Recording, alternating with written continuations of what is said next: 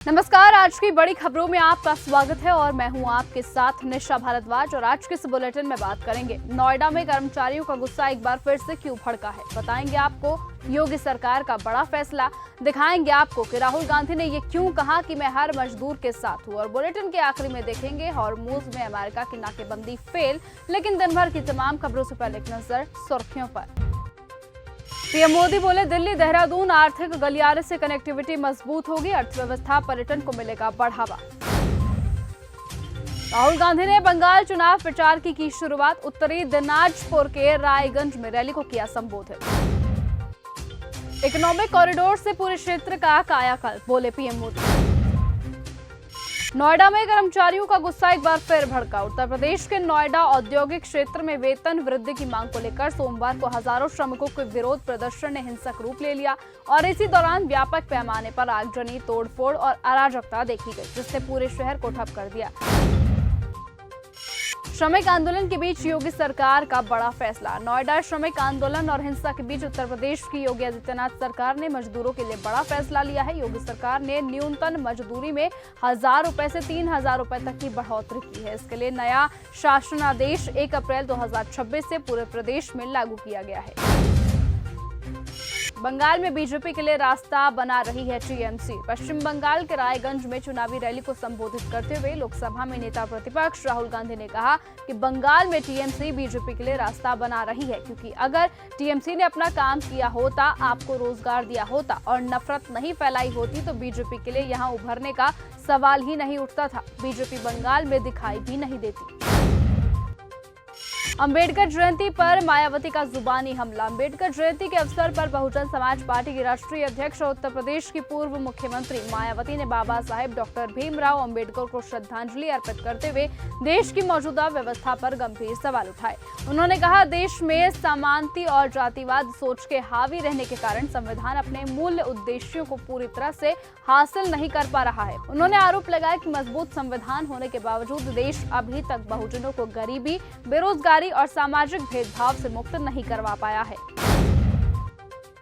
हर मजदूर के साथ हूं, बोले राहुल गांधी। नोएडा समेत कई शहरों में श्रमिकों के प्रदर्शन का समर्थन करते हुए कांग्रेस नेता राहुल गांधी ने कहा कि कल नोएडा की सड़कों पर जो कुछ हुआ वो इस देश के श्रमिकों की आखिरी चीख थी, जिसकी हर आवाज को अनसुना किया गया, जो मांगते मांगते थक गए। उन्होंने कहा कि मैं हर उस मजदूर के साथ हूं जो इस देश की रीढ़ है और जिसे इस सरकार ने बोझ समझ लिया है। चेन्नई में बीजेपी ने जारी किया घोषणा पत्र। बीजेपी ने चेन्नई में तमिलनाडु विधानसभा चुनावों के लिए अपना घोषणा पत्र जारी किया है। इस कार्यक्रम में केंद्रीय मंत्री जेपी नड्डा, तमिलनाडु में बीजेपी के प्रदेश अध्यक्ष नयनार नागेंद्र और बीजेपी के अन्नामलाई तथा तिमिलसाई उपस्थित थे।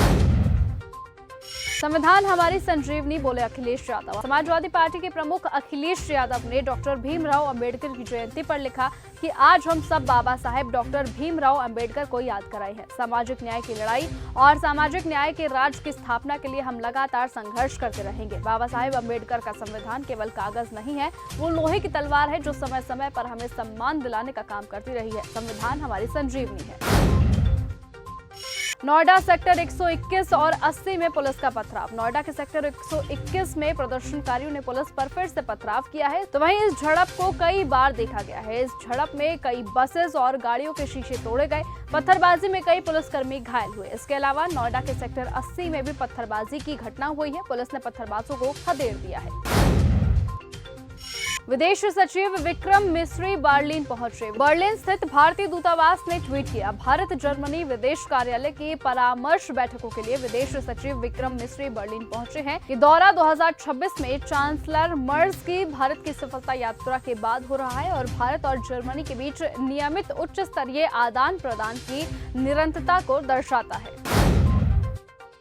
रूसी विदेश मंत्री ने ईरान के विदेश मंत्री से की बातचीत। रूस के विदेश मंत्रालय ने ट्वीट किया कि 13 अप्रैल को रूसी विदेश मंत्री एसवी लावरोव ने ईरानी विदेश मंत्री ए अरागची से फोन पर बातचीत की है।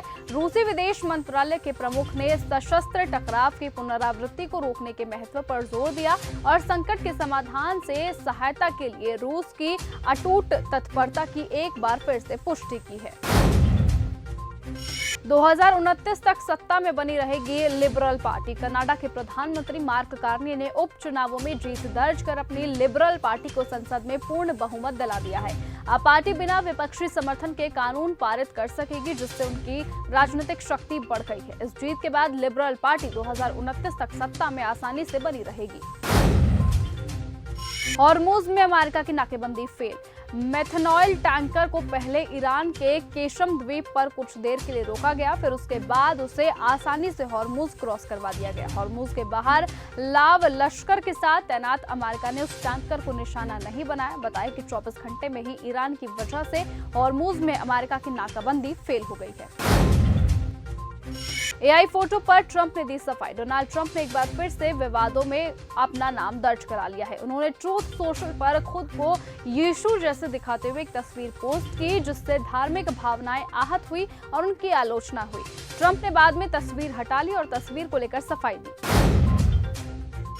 हॉर्मुज जाने की कोई जरूरत नहीं। पाकिस्तान ने सोमवार को ईरान और तुर्कमेनिस्तान के रास्ते उज्बेकिस्तान को माल भेजा है। ये एक सफल प्रयोग है। इसके बाद अब आसानी से ईरान के रास्ते कराची में माल आ सकता है। यहाँ से दक्षिण एशिया के देशों में सामान जा सकता है। इस रूट के इस्तेमाल से दक्षिण एशिया के देशों को अब ईरान से सामान लेने की हॉर्मुज जाने की कोई जरूरत नहीं है। कांगो में हीरो बने भारतीय सेना के जवान। कांगो में गोवा शहर में आग लगी थी। भारतीय सेना के जवानों ने भीषण आग पर तुरंत कार्रवाई करते हुए कई लोगों की जान बचाई और इस कार्रवाई की वजह से ना तो कोई जान माल का कोई बड़ा नुकसान हुआ और न ही आग और ज्यादा फैल पाई। तो वहीं ये घटना ये दिखाती है कि भारतीय सैनिक सिर्फ युद्ध ही नहीं बल्कि मानवता और शांति की रक्षा में भी हमेशा आगे रहते हैं। तो फिलहाल आज के इस बुलेटिन में सिर्फ इतना ही। देश और दुनिया की तमाम बाकी खबरों के साथ ऐसे ही जुड़े रहने के लिए आप बने रहिए और देखते रहिए हमारे साथ न्यूज़ गंगा। नमस्कार।